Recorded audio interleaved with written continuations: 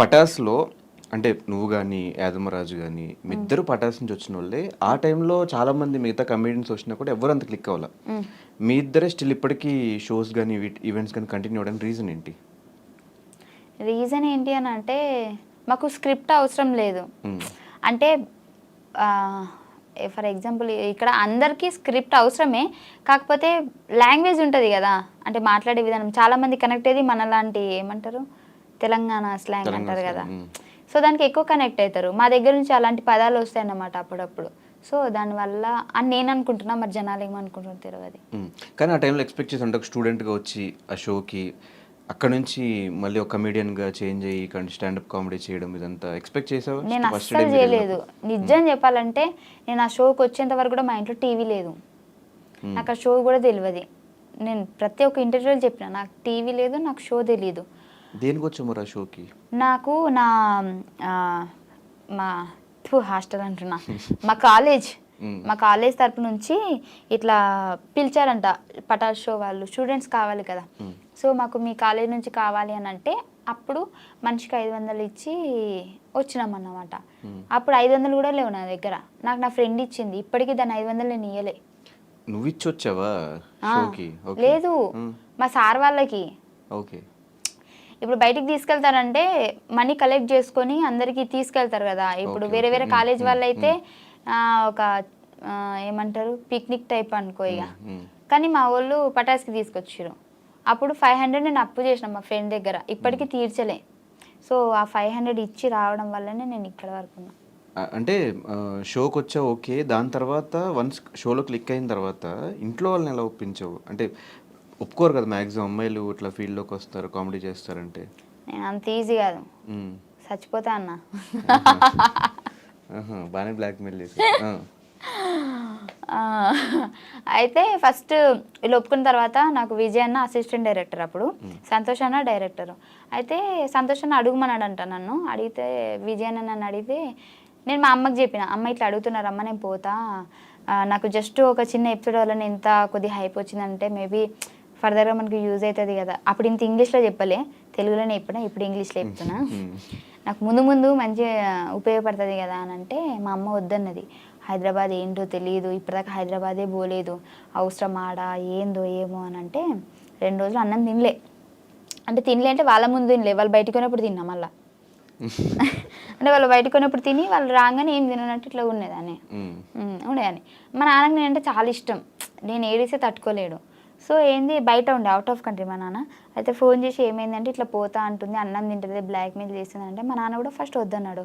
వద్దు బిడ్డ ఆడ ఇవ్వలేరు అది అని అంటే, ఆహా ఇట్లా చేస్తారు ఆగని అని చెప్పేసి డోర్ పెట్టేసి చచ్చిపోతున్నా అని అన్న. ఇక మా అమ్మ ఎక్కడ నేను ఇదైపోతున్నా అని చెప్పేసి వద్దు బిడ్డ వద్దు తీ పోదు అని తీ అని చెప్పేసి అప్పుడు ఒప్పుకున్నారు. అట్లా బ్లాక్మెయిల్ ఈ బ్లాక్.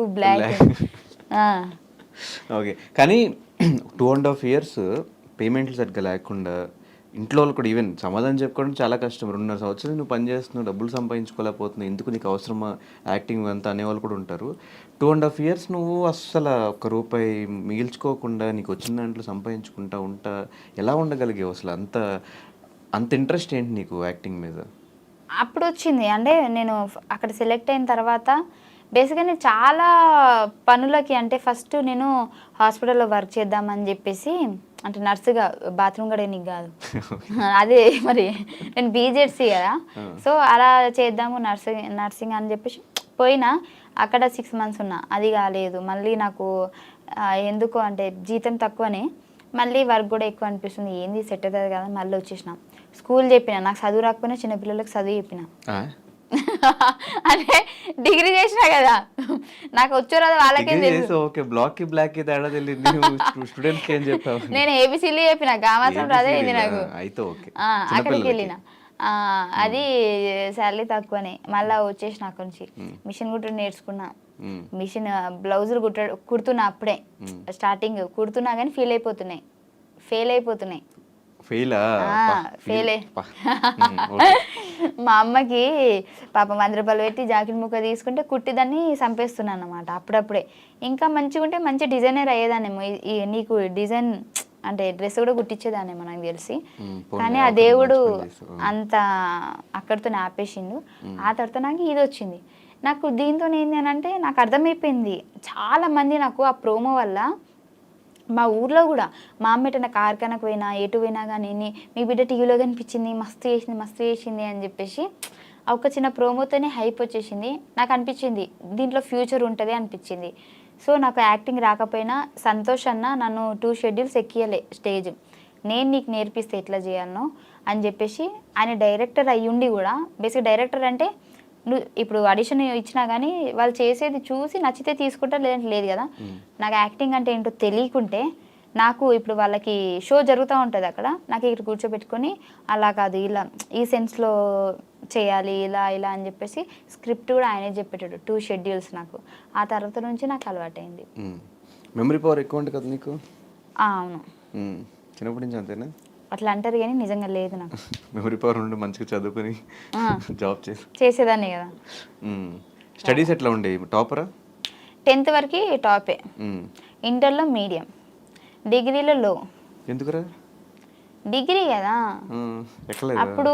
డిగ్రీ ఫినిష్ చేసావు అసలు? ఫినిష్ చేసా కానీ లాస్ట్ 2 సెమ్స్ రాయలే. ఎందుకు ఇంకా ఇటు వచ్చావు? అప్పుడు పటాస్కొచ్చా. ఇంకా వద్దు మన లైఫ్ ఇదే, ఇంకా వద్దని ఫిక్స్ అయిపోయావు అనుకున్నా. అప్పటికి బేసిక్గా పోయినా ఫెయిల్ అవుతాయి కదా ఎందుకులే అని చెప్పి చిటే ఉన్నాయి. కానీ ఫీమేల్ కమెడియన్స్ చాలా తక్కువ మంది ఉన్నారు మన ఇండస్ట్రీలో. చూసుకుంటే కోయేసర్ల గారు ఇట్లా ఎలా మీద లెక్క పెట్టచ్చు వాళ్ళ పేర్లు. దాని తర్వాత ఇప్పుడు ఉన్న వాళ్ళలో జబర్దస్త్లో కానీ ఇలా బాగా కనిపించేది నువ్వు కానీ రోహిణి అక్క కానీ, మీ ఇద్దరు ఎక్కువ కనిపిస్తూ ఉంటారు. కానీ ఎందుకు మీరు ఈ జబర్దస్త్ స్టేజ్ నుంచి సినిమాగా మార్చుకోలేకపోతున్నారు? అదే నా గురించి నేను చెప్తా. అక్కడికి వస్తూనే ఇప్పుడు చేస్తూనే ఉన్నది. రోహిణి అక్క అక్కడక్కడ కనిపిస్తుంది కానీ నీది ఎక్కువ. నేను బేసిక్గా నాకు ఇప్పటివరకు నిజం చెప్పాలంటే వచ్చినాయి మూవీస్, కాకపోతే ఫస్ట్ నాకు మూవీ అంటే భయం వేసేది. అంటే మూవీ షూట్స్ ఎట్లుంటే తెలియదు నాకు స్టేజ్ వరకే నాకు తెలుసు. మూవీస్లలో ఎలా చేస్తారు ఏంటి, అక్కడ ఇలా టేకులు ఉంటాయి, అలా అంటే సింగిల్ టేకా, అవేం నాకు తెలియదు. చాలా వచ్చినప్పుడేమో నేను ఏం చేశానంటే ఒక ట్రై చేద్దామని చెప్పేసి ఒక మూవీకి వెళ్ళాను. వాళ్ళు ఫస్ట్ చెప్పడం నాకు ఎలా చెప్పారంటే, చాలా పెద్ద క్యారెక్టర్ అండి మీది, లేడీ కమెడియన్, చాలా పంచులు ఉంటాయి మీ మీద, చాలా ఇది ఉంటుంది అది ఉంటుంది అని చెప్పేసి చెప్పారు. నేను పెద్ద మోతాదులో ఊహించేసుకున్నా ఈ సినిమా కంప్లీట్ అవ్వగానే మా అమ్మ నన్ను తీసుకొని థియేటర్లో కూర్చొని చూస్తా అని చెప్పేసి. అక్కడికి వెళ్తే ఏముంది తెలుసా, డైలాగులు లేవు. నాకు 10 days షూట్ అని చెప్పారు. 10 days షూట్ డైలీ పేమెంట్ చేస్తా అన్నారు. 2 days తర్వాత ఇంతనండి ఇంకా లేదు అని చెప్పారు. కానీ చూస్తే నాకు డైలాగ్లే లేవు. నార్మల్ ఒక డైలాగ్ ఏదో ఉన్నట్టుంది, అది ఎడిటింగ్ చూస్తారో లేరో నాకు తెలియదు. నిలబడే ఉండాలి, పని మనిషి క్యారెక్టర్.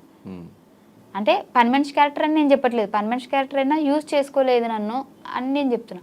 సో నాకు అనిపించింది ఏంటి ఇది యూజ్ చేసుకోవట్లేదు. ఇప్పుడు నార్మల్గా నేను డైలాగులు లేకుండా నిలబడ్డా కానీ ఎవరైనా ఆ మూవీ చూసారనుకోండి, 5 ఏంటి అలా నిలబడేది, బయట కొద్దిగా మంచిగా ఉంది, అక్కడ ఏం యూజ్ చేసుకోలేరు, ఏం లేదు 5 అది అని ఆ ఒక టాక్ రావద్దు అనేది నా ఫీలింగ్. నాకు ఎలా అనంటే నేను చేస్తే అబ్బాయి ఏం చేసిందిరా ఫైమా, నిలబెట్టిందిరా అన్నట్టు ఉండాలి కదా. సో నాకు ఇప్పటికి స్టిల్ ఏంది అని అంటే నాకు మూవీస్ వస్తున్నాయి, కాకపోతే ఏది కూడా నాకు లెగ్త్ క్యారెక్టర్ రావట్లేదు. 1 day అంటున్నారు, లేదంటే ఒకటే డైలాగ్ ఉంటుంది నార్మల్గా అట్లా ఇట్లా అంటున్నారు. సో నాకు కాన్ఫిడెంట్ లేదు. నాకు ఏదైనా మంచి అంటే మొత్తం లెంత్ అని కూడా నేను చెప్పట్లేదు, ఒక 5 days 10 days అయినా సరే నాకంటూ ఒక సపరేట్. ఇప్పుడు సునీల్ గారు కొన్ని మూవీస్లలో ఎక్కువ ఉండరు, ఒక క్లిప్పే వస్తారు, కానీ వచ్చిన ఆ క్లిప్ కూడా హైలైట్ అవుతుంది కదా, అలా అని నేను ట్రై చేస్తున్నాను.